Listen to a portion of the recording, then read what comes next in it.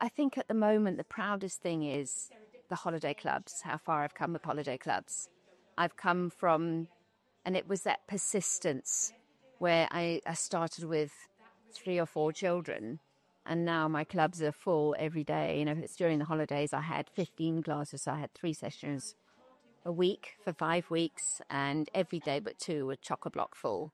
Employing somebody has become quite exciting. It's only new. It's very brand new. I'm only starting with the people coming up soon. So that to me is a massive step. And to be able to say to people, I'm an employer, and I've got some employees working under me, it's really exciting.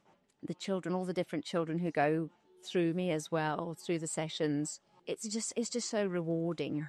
Yeah, I can't really say much more than that. I love to see progress. I do love to see progress in any age.